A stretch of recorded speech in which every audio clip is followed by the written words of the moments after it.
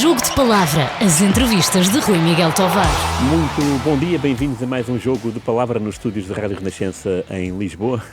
Desta vez jogamos em casa com Ribeiro Cristóvão. Muito obrigado. Olá, Rui Miguel. Muito obrigado também pelo convite. Gosto muito de estar aqui, que esta é a minha casa, como é evidente. É a minha casa já há longos anos e vai continuar a ser. É de quando é que entraste pela primeira vez? Entrei nesta casa no dia 1 de fevereiro de 1976. Portanto, já foi há muito tempo. Pronto, e para o desporto logo? Não entrei logo para o desporto. Na altura vínhamos de um período conturbado. A Revolução tinha provocado grandes estragos e grandes danos nesta casa e nós tivemos que começar a reconstruir-nos lentamente e com gente que desse garantias. Na altura entrei para a redação, éramos 4 redatores. Era o Luís Magalhães, que era o mais antigo, tinha vindo da Antena 1, o Pereira Caldas, infelizmente já faleceu, também era um dos homens antigos nesta casa, e era eu e o Paulo Oliveira, que depois de aqui estar há algum tempo emigrou para os Estados Unidos. Portanto, éramos apenas 4 que fazíamos a cobertura diária e intensiva de todas as horas de notícias, o que significa que nós não tínhamos quase horas para comer. Claro. Mas, enfim, fazíamos. Lá na Ivans?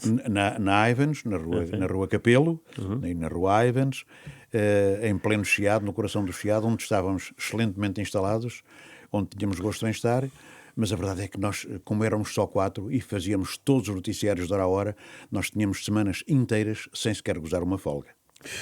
Era. E revezavam-se nos noticiários ou como é que era? Sim, estávamos normalmente 7, 8 horas cada um. E depois, enfim, íamos quando era possível, gozando uma folga ou outra, mas nem sempre era possível. Nós éramos todos muito apegados a isto, claro. E por isso mesmo estávamos aqui também com um espírito de sacrifício muito grande, mas também com um espírito de entrega muito, muito grande. E por isso mesmo fazíamos isto com gosto. E deve ter sido ótimo ver a rádio crescer no sentido em que começaram a entrar cada vez mais pessoas. Sim, porque a rádio nessa altura era uma rádio que não tinha grande credibilidade e depois vinha de um período revolucionário muito mau, em que a casa foi invadida, enfim, por forças revolucionárias que tomaram conta disto e que fizeram as coisas mais disparatadas que é possível fazer. De maneira que na reconstrução foi necessário atuar com alguma clareza, com alguma cautela, não admitindo pessoas que não dessem grandes garantias. Éramos poucos por isso, mas procurando fazer um trabalho que se tornasse credível. E a verdade é que, a pouco e pouco, fomos construindo a nossa imagem e fomos construindo também, digamos, a construção de um espaço por todo o país que se tornou cada vez maior e que deu aso a que a Renascença, durante um curto período de tempo, se tornasse a rádio mais ouvida em Portugal. Ok, boa. Porque era também a rádio que, na altura, era considerada a rádio do contra, mas não era. Era a rádio da verdade. Porque na altura não havia muita verdade neste país, infelizmente. E nós procurámos ser sempre a rádio da verdade e isso fez-nos conquistar muitos públicos, muita gente e dar-nos a audiência durante largos anos. Isso, quando dizes 4 redatores, faziam tudo. Sociedade, tudo. Política, desporto... Tudo, fazíamos tudo.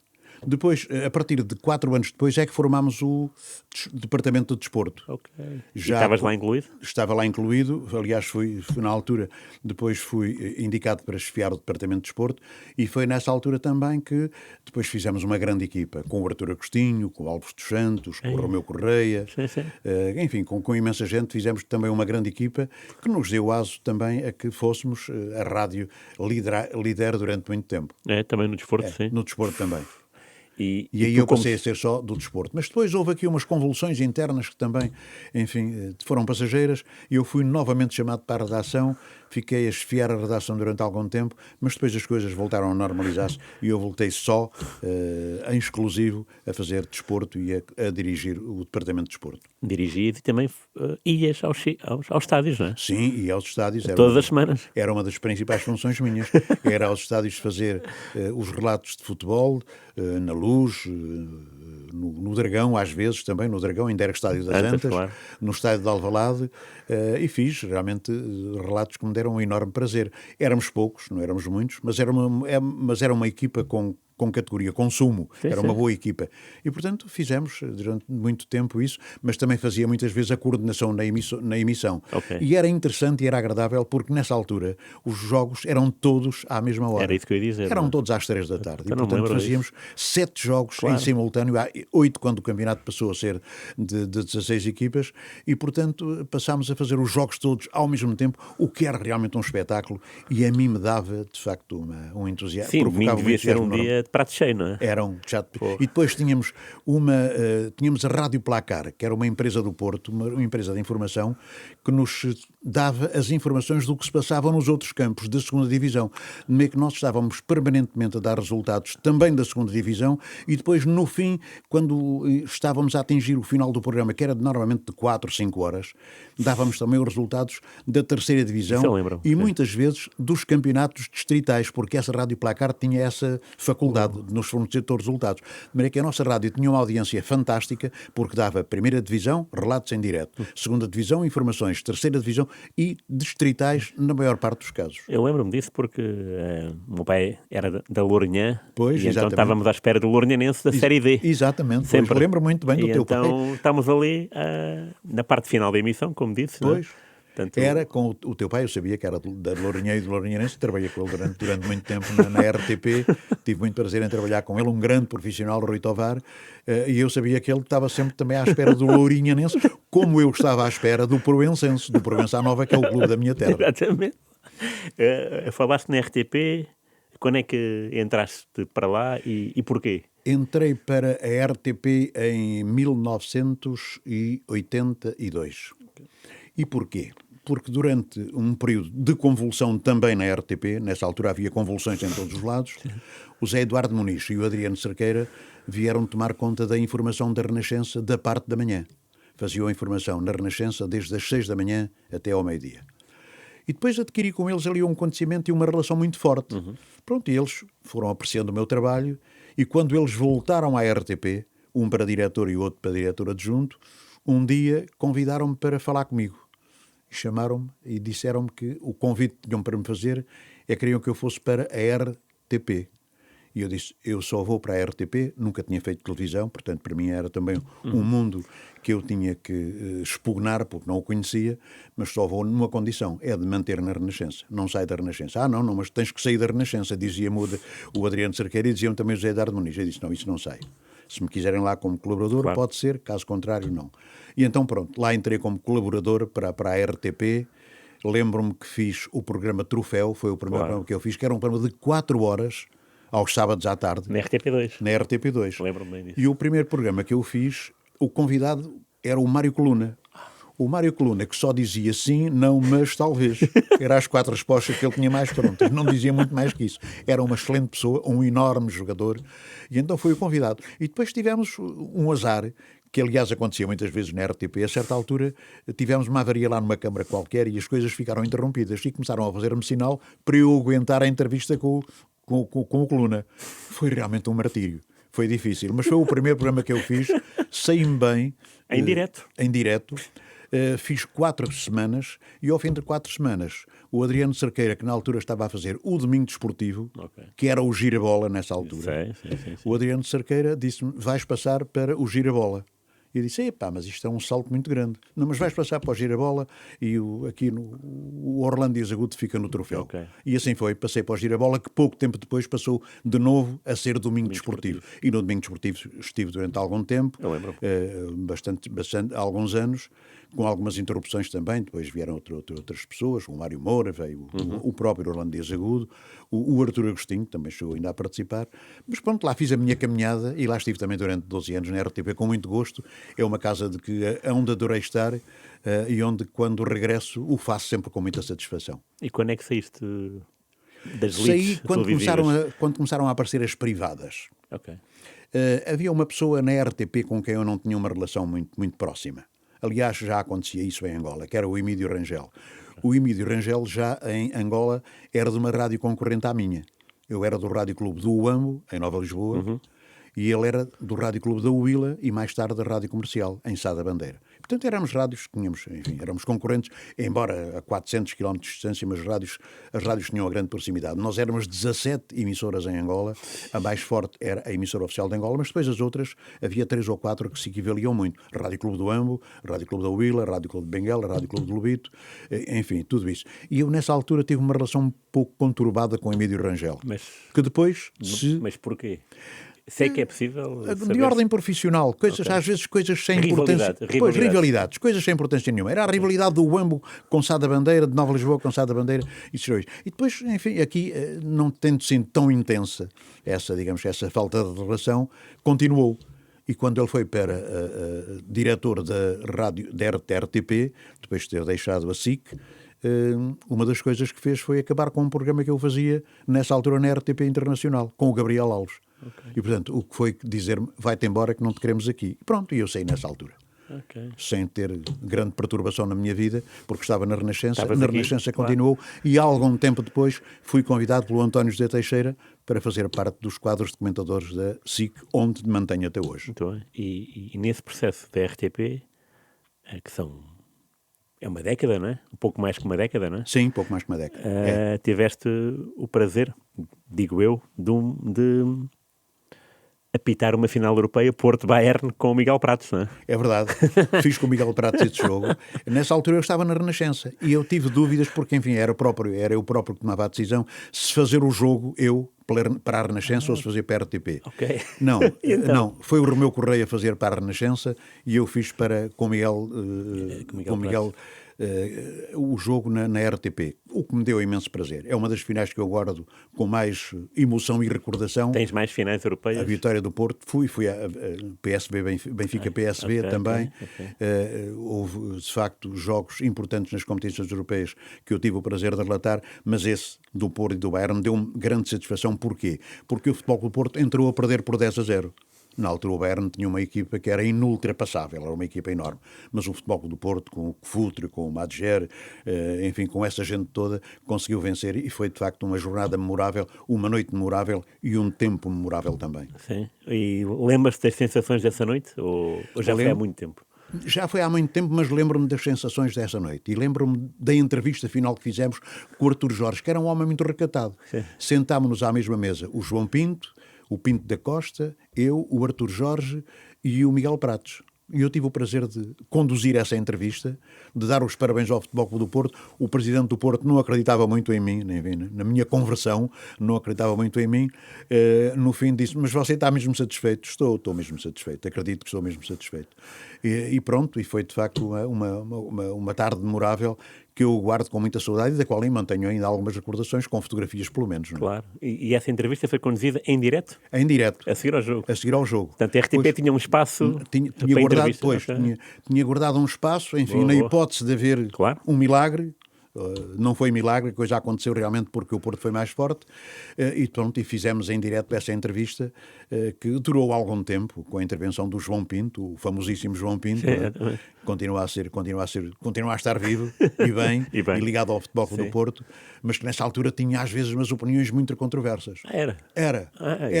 Houve ali um período em que, quando as coisas começaram a correr, enfim, de uma forma com a qual nós não concordávamos muito, isto é, com os árbitros terem algum favoritismo ao Futebol Clube do Porto, às vezes as críticas não eram tão agradáveis quanto isso. Okay. E um dia lembro-me que numa conferência de imprensa, um indivíduo da Renascença que eu lá mandei para fazer, enfim, a presença da nossa casa, lembro-me que o João Pinto disse, é pena estar aqui e não ter vindo cá ao Ribeiro Cristóvão para nós lhe acertarmos. Portanto, havia ali umas contas a acertar da parte dele, que eu achava estranhas, mas enfim, mas depois que eu nunca lhes dei a oportunidade de realmente eles acertarem. Mas tive sempre com o João Pinto uma boa relação. Sim, sim. E no ano seguinte foi o PSV Benfica? Também houve espaço para entrevistas ou foi só o jogo? Não, foi só o jogo. Pois. E os penaltis? Aí foi só o jogo em penaltis. E aí foi com o Veloso a falhar o penalti, enfim, que tirou o Benfica da competição. Claro. O Benfica esteve em 5 finais e ganhou 2, mas perdeu 3. Exatamente. Além depois das Ligas Europa também. Claro. Depois sim, mas... Já com o Jorge Jesus, que também perdeu. Também perdeu. E outros jogos que o tenham marcado, outros campos, porque imagino que a vida de rádio é uma vida muito itinerante, há sempre emoção todas as semanas. Não estamos sempre a correr de um lado para o outro. Há alguns jogos, de facto, eu recordo, porque me marcaram muito. O 7-1 do Sporting ao Benfica no estádio de Alvalade, que foi um jogo memorável. O Sporting, de facto, foi superior ao Benfica e fez um resultado que ficou para a história. Lembro-me perfeitamente. Eu sou amigo do Álvaro Magalhães. Era amigo dos sogros dele em Nova Lisboa, em Angola, e também andei quase com a mulher dele ao colo. E tinha uma confiança, uma relação muito, muito próxima com o Álvaro. E lembro-me do Álvaro me dizer, de cada vez que eles passavam a linha de meio campo, eu dizia ao Bento, aí vêm eles outra vez. E era golo. E depois, recordo-me também do 6-3. Claro. E também Alvalade, que também fiz para a rádio que o jogo que o Benfica venceu o Sporting. Claro. Com o João Pinto a marcar golos de cabeça com os pés no chão. Portanto, aquilo deu para tudo. Realmente, nessa altura, houve ali uma substituição no Sporting, que foi uma coisa pouco fácil de compreender, a saída do Torres de defesa esquerdo, e depois, enfim, a catástrofe que deu a defesa do Sporting, dando origem a que o Benfica marcasse 6 golos. Foi também uma vitória histórica. E depois há outros jogos, naturalmente, há outros jogos importantes, há jogos do Futebol Clube do Porto também, fiz muitos, até no próprio estádio das Antas, nessa altura. Sim. Do Estádio do Dragão só fiz um. Fiz o jogo de abertura do Campeonato da Europa de 2004 com o Pedro Azevedo. Depois nunca mais fiz. Aliás, o Campeonato da Europa de 2004 marca o fim da minha carreira enquanto relator desportivo. Fiz o último jogo. E foi esse jogo ou foi da final? Não, foi depois o Portugal-Grécia, com o Pedro Azevedo aqui em Lisboa. E com o Pedro Sousa, aliás, com o Pedro Sousa aqui em Lisboa. E, portanto, foi nessa altura que eu decidi deixar de relatar, porque entendi que devia parar ali. Porque eu acho que há coisas que a gente deve fazer até uma determinada altura e depois perceber que o fim acabou. E, portanto, para mim, realmente entendi que esse foi o momento de sair e nunca mais fiz relatos até. No início do europeu já tinha essa convicção ou foi durante a competição que foi? Não, foi durante a competição também que fiz, digamos, que fiquei com essa convicção mais arraigada. Mas já tinha antes pensado que estava a ficar na altura de deixar essa parte. Muito bem. E já agora? Já tinha feito o meu papel. Pronto. E nesse gol da final, o do Caristeias, na Luz, foi o Ribeiro que gritou o gol ou foi o Pedro? Foi o Pedro Azevedo que gritou o gol. Foi realmente uma coisa completamente inacreditável. Nós também entramos a ganhar por 10-0. E depois fomos surpreendidos. Como, aliás, surpreendemos em 1900 depois, a França no seu próprio estádio. Exatamente, em 2016. Também entramos a perder por 10-0 e depois acabámos por vencer. Aí foi 100-0, acho eu. Esse jogo com a Grécia realmente é inacreditável porque nós tínhamos uma equipa com muito mais categoria do que a Grécia. Mas a Grécia era muito matreira, era muito ardilosa e conseguiu fazer um jogo, marcar um golo e depois a partir daí nunca mais conseguimos lá chegar.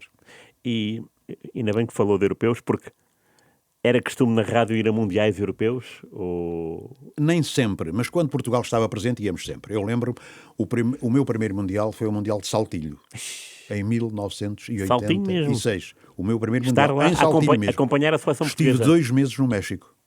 Estive em Monterrey, em Saltilho e em Guadalajara, quando Portugal perdeu com Marrocos, aquele célebre jogo por 3-1. Mas 2 meses porquê? Portugal chegou com esse... Não, Portugal na primeira fase acabou por ser eliminado. Sim. E o Ribeiro Gustavo continuou? Mas eu continuei porque nós tínhamos o compromisso comercial de fazer todo o campeonato. E, portanto, eu fiquei até ao fim. E tenho uma memória fantástica do jogo da final da Alemanha com a Argentina e desse grande Maradona que fez um jogo diabólico e levou a Argentina a fazer a conquista do título de campeão. Mas em 84 foi o primeiro campeonato internacional que eu fiz. Foi o europeu em França, em que fizemos também uma campanha fantástica. Enfim, perdemos com a França aquele jogo em Marselha porque não fomos inteligentes. Estávamos a ganhar por 2-1 e a 15 minutos do fim ou 20 minutos do fim podíamos ter segurado o jogo, embora eles tivessem jogadores de outra galáxia, mas nós também tínhamos. E depois acabámos por entregar o jogo aos franceses e perdemos. Foi uma das maiores desilusões que eu tive na minha vida. Tanto mais que caí à saída da cabine, vinha de tal maneira nervoso. De facto, há histórias curiosas. Eu caí e fiquei durante algum tempo impossibilitado de trabalhar porque me feri na coluna. Fiquei com a coluna aleijada. Mas como? E chego, caí, tropecei à saída do estúdio que tropecei. Estava nervosíssimo depois daquele resultado e daquele jogo. E cheguei cá fora. Encontro o Chalana, enfim, eu posso dizer isto, enfim, em termos que as pessoas aceitam, numa grande marmelada com a Anabela. E eu disse-lhe, Fernando, como é que foi possível isto? E ele, com o ar mais descontraído do mundo, disse-me, Sr. Ribeiro, são coisas que acontecem no futebol. Pronto, e eu tive que me calar. Portanto, para ele estava tudo bem. Para mim não estava, para ele estava tudo bem.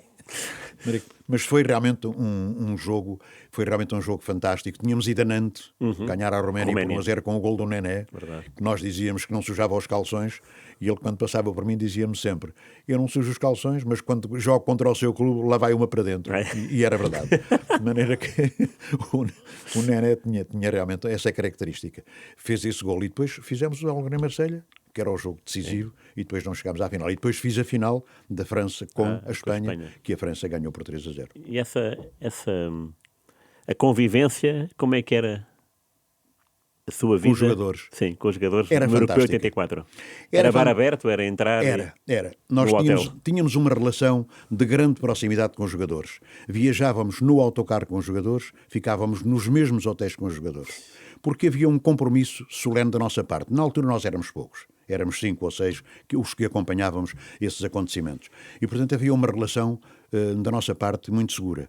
Os jogadores sabiam que mesmo que houvesse, e às vezes havia, problemas nos autocarros uns com os outros, que nós ouvíamos cá atrás porque íamos nos lugares de trás, nós saíamos do autocarro e não tínhamos ouvido nem visto nada.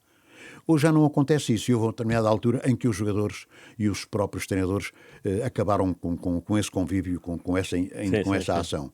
Claro. Lembro-me, por exemplo, de uma vez que o Benfica foi a Roma jogar com a Roma, e era o Eriksson o treinador, o saudoso Eriksson, grande homem, grande senhor, grande treinador, e que ficámos no mesmo hotel e viajámos no mesmo autocarro. Os jogadores tiveram ali uns entendimentos, nada disso soou cá para fora, porque nós éramos poucos, mas tínhamos esse compromisso, tínhamos uma relação próxima com os jogadores. E com os jogadores tínhamos realmente também uma relação muito próxima. Às vezes até íamos à casa deles, eu fui à casa de alguns, enfim, claro. E encontrávamos nos restaurantes com frequência. Hoje as coisas são completamente diferentes. Também o futebol evoluiu num sentido muito diferente desse, claro. E hoje a relação de todos nós com os jogadores é uma coisa completamente diferente do que era nesse tempo. E diga-me uma coisa, em 86, 2 anos depois, esse estilo jornalístico mantinha-se ou... Não, mantinha-se perfeitamente. Okay. Estivemos no Monte, como é que se chamava? Estivemos num sítio comum durante o estágio. Nós chegámos lá, lembro-me que chegámos lá com 20 dias de avanço quase. Estavam os mexicanos todos à nossa espera, com uma grande festa, com muitas canções, e fomos instalados no mesmo sítio. Os jogadores estavam, era uma espécie de bangalôs, os jogadores estavam nos bangalôs, nós estávamos noutros, mas estávamos no mesmo sítio, comíamos nos mesmos refeitórios, estávamos juntos. Portanto, conviviam? Convivíamos perfeitamente, o campo de treinos era ali perto, viajávamos nos mesmos autocarros e fazíamos uma vida completamente próxima. Então, e a seguir ao Portugal-Inglaterra, aliás, 1-0 gol do Carlos Manuel, pois. Que sensações é que houve na viagem para o hotel? As melhores possíveis, não? Erro, isso foi uma coisa do outro mundo. Foi. Porque o único que parecia ter acreditado era o Torres, o grande José Torres, que era grande em tudo. Era grande na sua dimensão física. Sim. E era grande na sua dimensão humana. Era um homem do outro mundo, fantástico. Tinha uma relação fantástica com todos nós. E o Torres tinha-nos dito, nós vamos ganhar o jogo e vamos ao México, ao Campeonato do Mundo. Ninguém acreditou, claro. Lembro-me que partimos do hotel no mais profundo descrédito. E lembro-me que quando íamos a caminhar para o hotel, a caminhar de autocarro para o hotel, lembro-me que estavam a jogar a Suécia e a Checoslováquia. Okay. E na altura o resultado que era mais favorável a Portugal era a Suécia ganhar. Creio que era assim. Boa pergunta. Não me lembro. Pois, já. Acho que sim. E a Suécia ia ganhar por 2-0. E nós dissemos, nós estamos já no México, já nem é preciso ganhar. Mas depois acho que empataram. Pronto, era preciso ganhar. E depois o Carlos Manuel desarrincou aquele grande pontapé. Depois de nós termos sido massacrados. O Bento foi o melhor jogador português nesse dia. As bolas batiam nos postes, na trave, não entravam, e ganhámos por 1-0. E depois, quando regressámos ao hotel, foi de facto uma festa inacreditável, porque ninguém acreditava que de facto fosse possível ir ao México, mas Portugal, 20 anos depois, tínhamos ido em 66, sim. 20 anos depois, voltava a um campeonato do mundo. E voltou, muito embora as coisas não tivessem corrido tão bem, claro. Quanto era desejável. E quando se deu a lesão do Bento... É verdade. Ele ficou com as minhas muletas. Foi? Foi, Porquê? Eu antes de ir para o México, um dia na RTP, no RTP Lumiar, que era lá em cima, naquele monte, claro. onde aquilo era complicado, andávamos sempre a correr de um lado para o outro, e eu ia com uma cassete para fazer uma peça qualquer, escorreguei, caí e parti o pé esquerdo. E disseram-me, já não vais ao México. Disse, não, eu vou ao México. De maneira que lá fui ao Dr. Camacho Vieira, que era um homem assombroso, e ao João, ao massagista do Belenenses, ao tio João, que era fantástico também, engessaram-me o pé e eu fui de cadeira de rodas e de muletas até ao México. Fomos daqui para Frankfurt, de Frankfurt para Houston, de Houston para a Cidade do México e da Cidade do México para Monterrey. Foi uma viagem tormentosa. Chegámos às 4 da manhã, depois a Saltilho, porque fomos de autocarro 60 km de Monterrey até Saltilho. E eu lá fui com as minhas muletas. Pronto, e ao fim de algum tempo o médico da seleção continuou a tratar-me. E houve uma determinada altura em que eu, felizmente, prescendi das muletas. Lá ficaram arrumadas para um canto. Okay. Quando o Bento partiu a perna, lá foi ele que ficou com as minhas muletas. E disse, olha, já não tenho a chatice de levar as muletas até Lisboa. Agora vai levá-las o Bento. E assim foi. Só que o Bento veio muito primeiro que eu, ainda lá fiquei quase um mês. Sim. Mas esse treino contou com a presença de jornalistas ou era... Contou. Da nossa parte, eu não estava. Okay. Estava o Oscar Coelho, que tinha ido comigo fazer os jogos da seleção. Okay. E o Oscar Coelho era o único jornalista que estava a cobrir esse jogo. Esse treino? Era treino. Era o único? Os outros não tinham ido. Aqueles, às vezes, a malta, enfim, dispensava um pouco os treinos. E, portanto, mas nós estávamos lá. E o Oscar Coelho é que me telefonou a dizer, o Bento está aqui aflito e acho que partiu uma perna. E pronto, e realmente isso tinha acontecido. Mas como é que era a comunicação na altura? Ele estava num treino e conseguiu ligar-lhe? Era por telefone. Para o hotel, o hotel, não me lembro agora o nome, era um monte de qualquer coisa. Que não era um hotel, digamos que era um conjunto de bangalôs que faziam um hotel. Que tinha um casal fantástico a dirigir o hotel que nos tratava de forma também muito agradável. Pronto, e depois houve a notícia desse problema, entrou o Damas, enfim, para a baliza, o Damas, grande guarda-redes, mas sempre muito nervoso. E depois contra o México as coisas não correram bem. Mas porquê nervoso? Porque ele era assim. Ele era estruturalmente assim. Não era conflituoso, mas era nervoso. Era um grande guarda-redes, um enorme guarda-redes, mas era realmente um bocado nervoso, até na sua relação connosco e até com os seus próprios colegas. Okay. Era assim. E quem é que era descontraído, por exemplo? Quem é que era o oposto do Damas? O oposto do Damas, o Carlos Manuel era o oposto do Damas. Era, por exemplo, era bem disposto. Aliás, o Torres brincava muito com o Carlos Manuel porque ele era realmente um grande brincalhão. Mas havia jogadores que eram mais reservados que outros. Claro, óbvio. Então, num grupo tão grande tem que haver muitas personalidades. 20 e tal, mas as coisas correram sempre bem, até ao jogo com o México, em que não correu bem. Começámos bem, com a Inglaterra. Pois, mas depois de facto, fizemos ali Polónia e Marrocos foi mau, não é? Depois o Polónia foi mau. E depois jogámos com a Polónia, que realmente não correu muito bem. Podia ter corrido muito melhor, e depois com o Marrocos, que era um jogo decisivo. Eu creio que até dizia-se na altura que tinha havido uma tentativa do selecionador de Marrocos de combinar com o Torres. Um empate, porque dava aos dois. O Torres não aceitou, depois perdemos 3-1. Sim. E de facto levámos uma lição de bola nesse jogo que os nossos jogadores não conseguiam acertar com a baliza. E depois o Damas também não esteve particularmente feliz. Era o seu primeiro jogo e ele estava, como eu disse, muito nervoso e as coisas não correram bem. E o Oscar Coelho voltou com a seleção ou ficou com o Oscar Coelho veio com a seleção. Okay. Então, e eu fiquei lá. Pois, eu fiquei lá sozinho, fiquei na Cidade do México, assisti a vários jogos e sobretudo assisti a essa final entre a Alemanha e a Argentina. Foi um jogo memorável, num estádio fantástico, o Estádio Olímpico, que era um estádio colossal, com muita gente. Metia medo ir lá para a tribuna da imprensa, porque só olhar cá para baixo era uma profundeza enorme, mas lá estive acompanhado dos nossos amigos e colegas brasileiros, com quem eu convivi sempre durante o Campeonato do Mundo. Os brasileiros eram fantásticos. Eram algumas 30 emissoras brasileiras que estavam nesse Campeonato do Mundo. Eles ainda hoje dão treinos em direto. Fazem tudo em direto. Aliás, eu ainda ouço muita rádio brasileira. Porque através da internet isso é possível. Aliás, eu em Angola, tive sempre uma relação muito forte com a rádio brasileira. Porquê? Porque estávamos no mesmo meridiano. E, portanto, nós ouvíamos com alguma facilidade em Angola as rádios do Brasil. E eu ouvia a Rádio Globo, a Rádio Mauá, a Rádio Record, enfim, todas essas rádios eu ouvi. E havia nomes que eu fixava e depois que me ia conhecer ao vivo, uma coisa que eu nunca tinha pensado que viesse a acontecer. Bom, claro. Jorge Cury e Valdir Amaral, que eram os dois maiores relatores do Brasil, e que faziam relatos fabulosos e que eu conheci no México, exatamente. E depois, mais tarde, conheci o Garotinho, o José Carlos Araújo, que é também um homem muito famoso, e pronto, e fiz ali uma excelente relação com os brasileiros, que de facto era uma comunidade.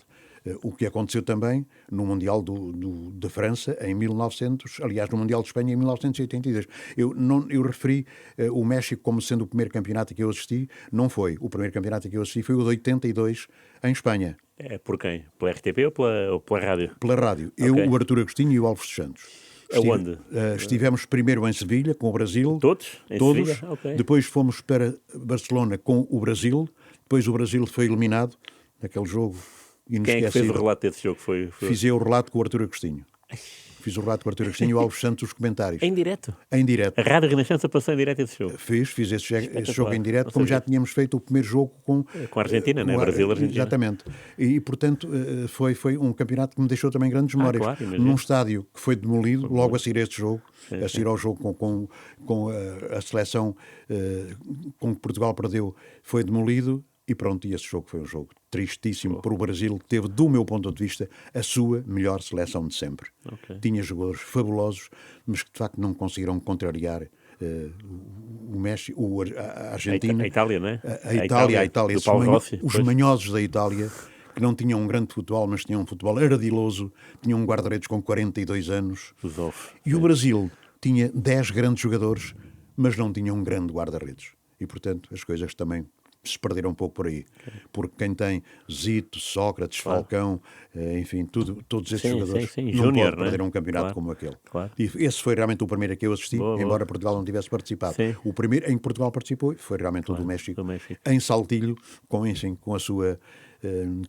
as suas ocorrências que deixaram marcas para sempre. Claro.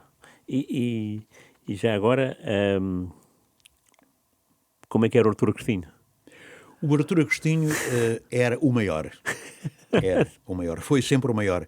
Eu já tinha, em Angola, pelos relatos que eu ouvia da emissora nacional, uma grande paixão pelo Artur Agostinho. E por duas pessoas. E também pelo Amadeu José de Freitas, que também relatava excelentemente futebol e relatava otimamente o hóquei em patins. E depois também assumia uma relação excelente com o Nuno Brás, que era um homem de quem eu gostava imenso também. Mas o Artur Agostinho foi, digamos, o primeiro nome que se me fixou mais na memória. Muito embora antes tivesse havido outros relatores que eu também tivesse escutado, como o Alfredo Quadro Raposo, que era um relator da antiga emissora nacional, dos primeiros a relatar. Depois, quando cheguei cá, nunca pensei trabalhar com o Artur Agostinho. E, de facto, foi possível. Ele tinha ido ao Brasil a seguir à Revolução, eu tinha vindo para cá. Ele, quando veio depois de ter cumprido o seu percurso no Brasil, onde manteve uma colaboração com a Rádio Globo, porque ele teve sempre uma ligação forte, convidámo-lo para a Renascença e trabalhou comigo na Renascença. E, portanto, o Artur Agostinho, como é que era? Às vezes, na relação, não era fácil. Não. Porque o Artur Agostinho tinha uma frase, por exemplo, de que eu me recordo com muita frequência, que nunca usei para mim, mas que tinha com muita frequência. Às vezes tínhamos alguns desaguisados e ele dizia-me uma coisa que era curiosa: mete isto na tua cabeça, eu tenho sempre razão.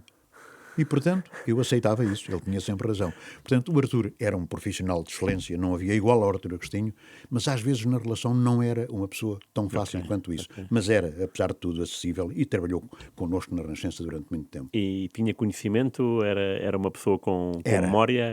Era uma pessoa com muita memória. Era isso que era ele. E com uma bagagem enorme. Mas pronto, também estava muito... Era muito senhor do seu eu. Do seu ego, e ele era muito agarrado a isso. Muito e bem. entendia que realmente, além dele, que havia depois os outros. E qual é que era a diferença entre relatar, muitas diferenças, né? Rádio e televisão? É muita diferença. Porque rádio estamos sempre a falar. Pois, estamos sempre a falar, temos que ser mais criativos, pois... Isso era bom? Era bom. Era bom. Eu comecei a fazer relatos de futebol em Angola. Comecei nos tempos em que em Angola também havia algumas razoáveis equipas, a última das quais foi o Botafogo, o Futebol Clube do Mochico, que tinha o Seninho, o Chico Gordo, claro. O Paixão e essa gente toda. Foi campeão de Angola, com toda a facilidade. Mas em Nova Lisboa E eu digo sempre Nova Lisboa porque foi a terra onde eu vivi 16 anos. E vivi 4 anos no Luso, que hoje é Luena, onde também havia boas equipas e onde também joguei. Pronto. Mas em Nova Lisboa foi a cidade onde eu me radiquei mais no Rádio Clube do Amo, que era a segunda mais importante emissora de Angola, e onde comecei a fazer relatos de futebol.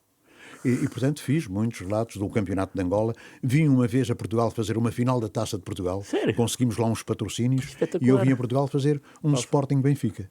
Uma final da Taça de Portugal, que foi exatamente a final 74, do 25 de Abril, a seguir ao 25 de Abril, que o Sporting ganhou por 2-1, não é? E pronto, e fiz, e nessa altura conheci também aqui algumas pessoas que depois me vieram a ajudar a seguir quando eu vim. E quando vim, depois de ter feito esta vida toda em Angola, vim para a Renascença. Não comecei logo a fazer futebol, porque o futebol na altura na Renascença era feito por uma empresa particular, era um produtor independente, era a Rádio Placar, e quem fazia os relatos na Renascença era o Rui Romano.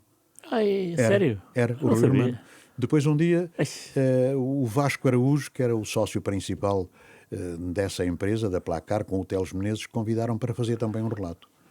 E eu fui fazer logo um Benfica-Bayern no Estádio da Luz.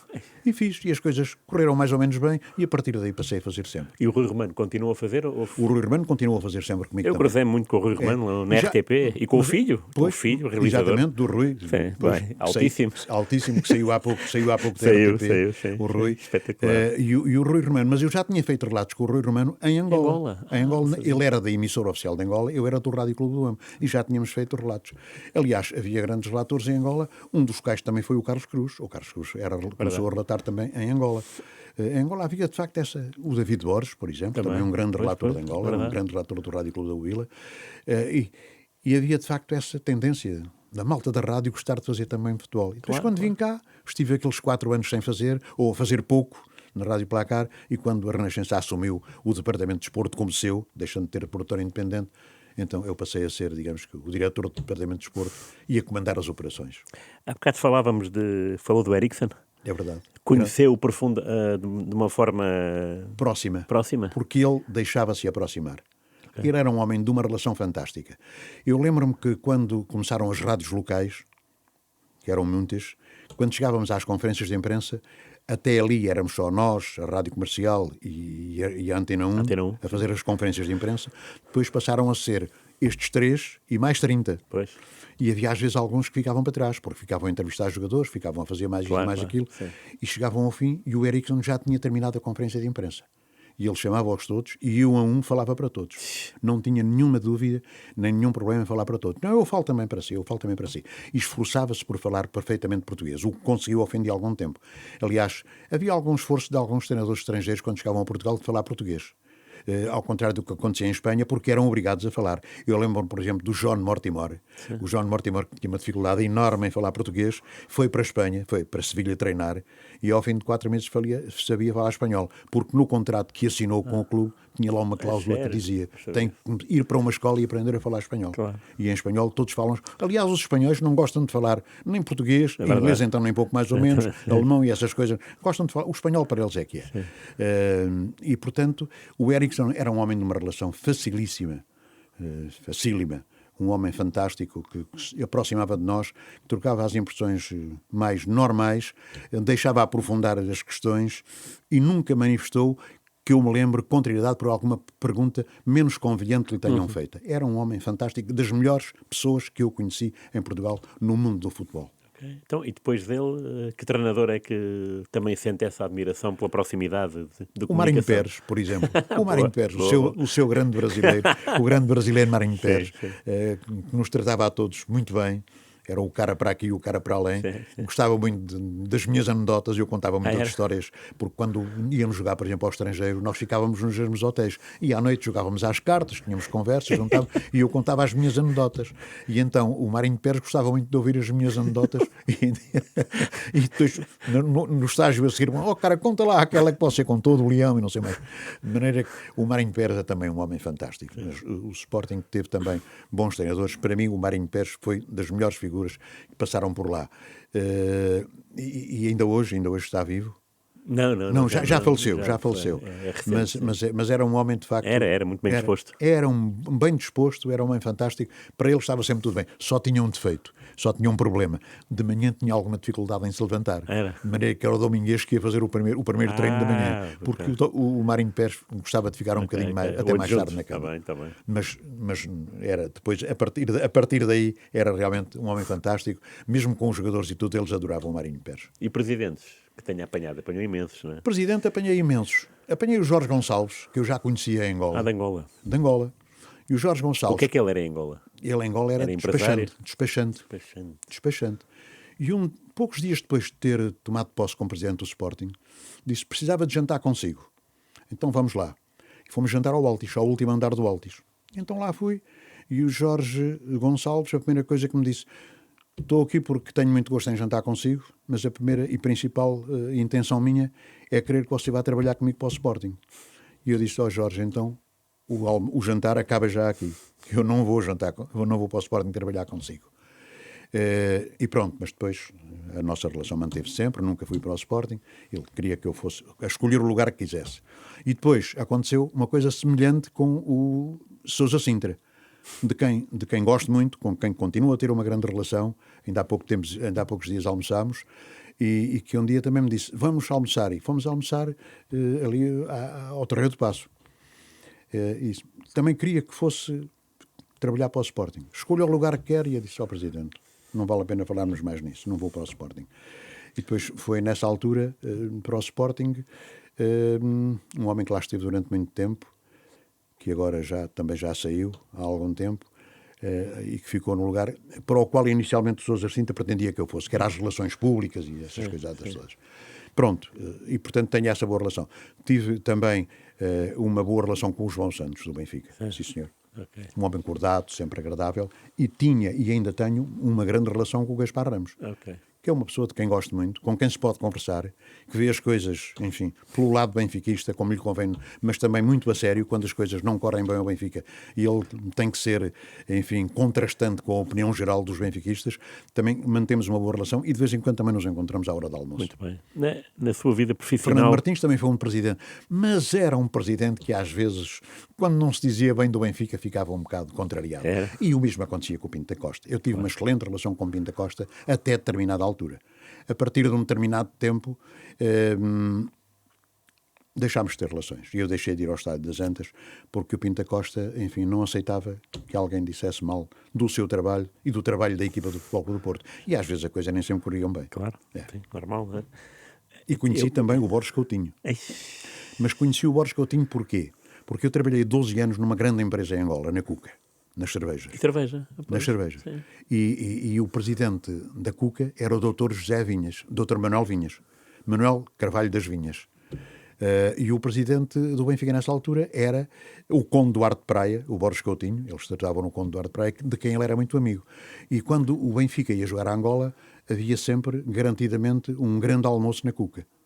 E eu estava presente. E o Manuel Vinhas depois, no dia seguinte, ia para as caçadas com o Borges Coutinho. E, portanto, também conheci o Borges Coutinho. E falei com ele muitas vezes. Não tive uma relação tão próxima quanto tive com os outros, como é evidente. Claro. A minha última pergunta tinha a ver com o facto de, como jornalista, tanto televisivo como radiofónico, foi apertado nos estádios de futebol. Era costume ser... Havia apertos nessa altura. Havia apertos.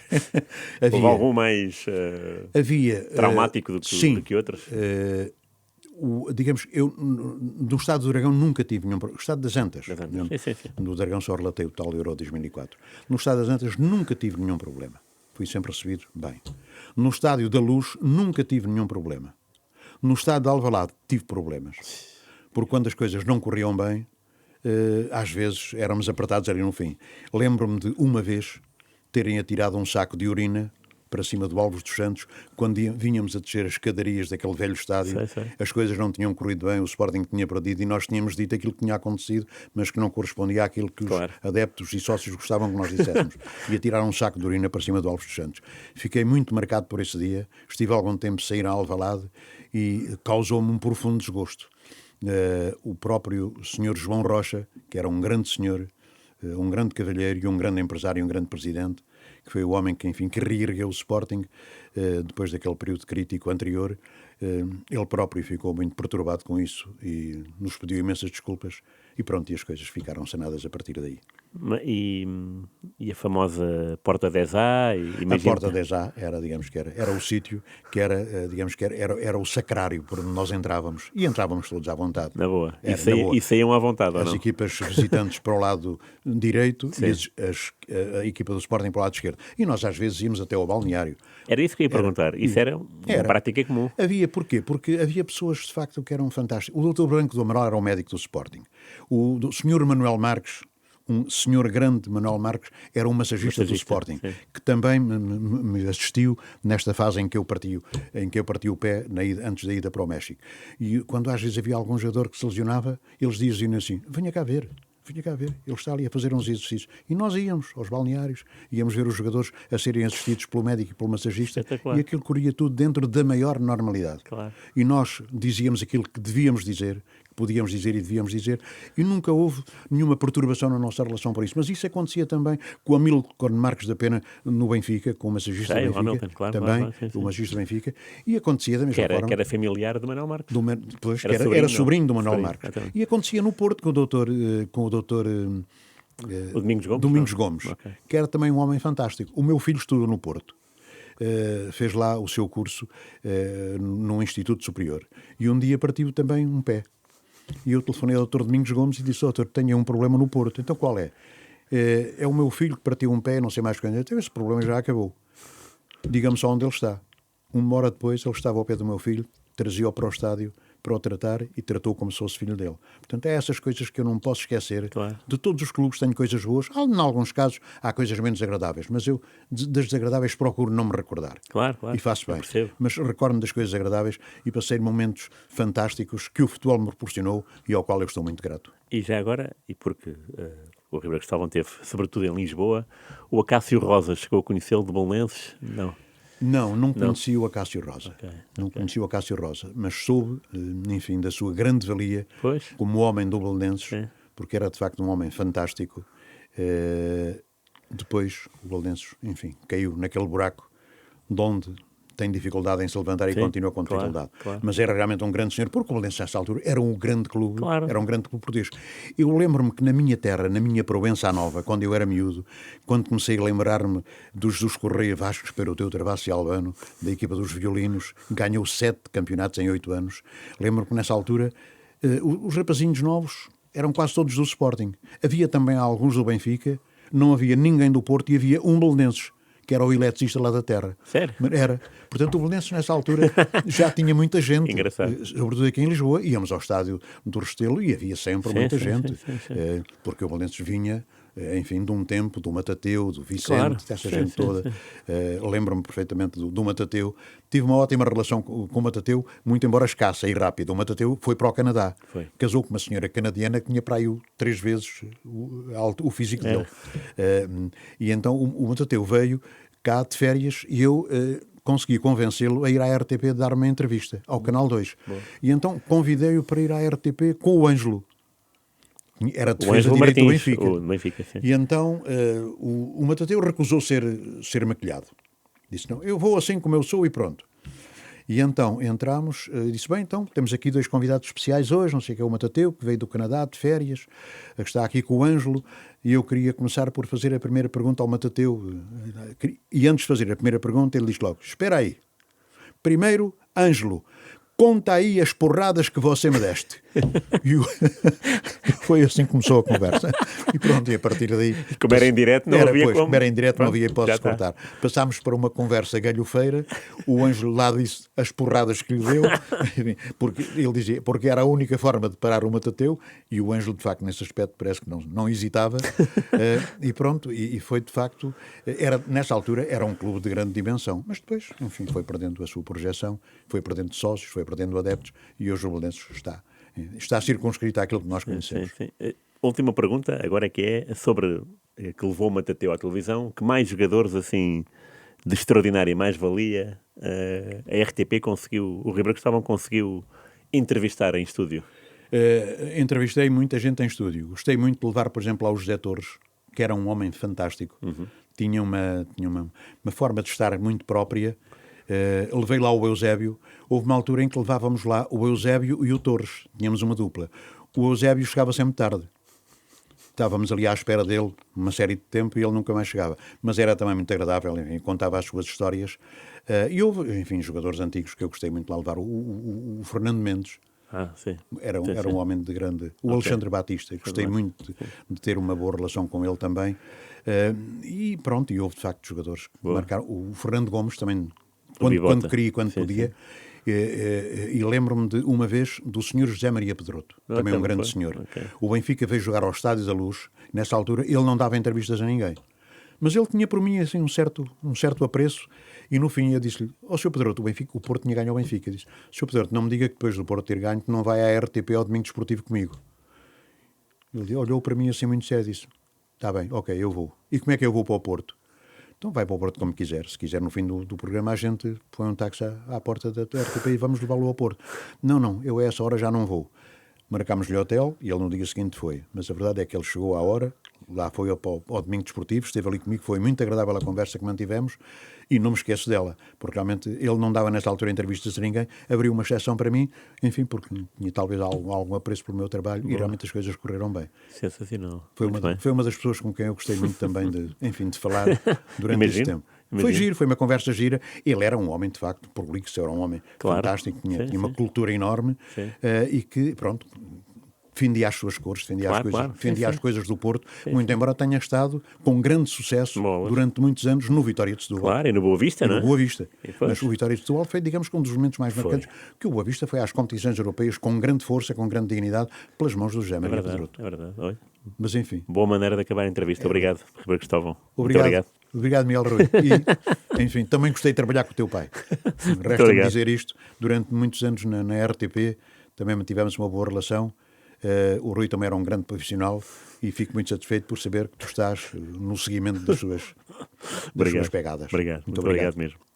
Já sabem, podem seguir esta entrevista e outras no site da rádio, rr.pt, YouTube, Spotify. Voltamos para a semana.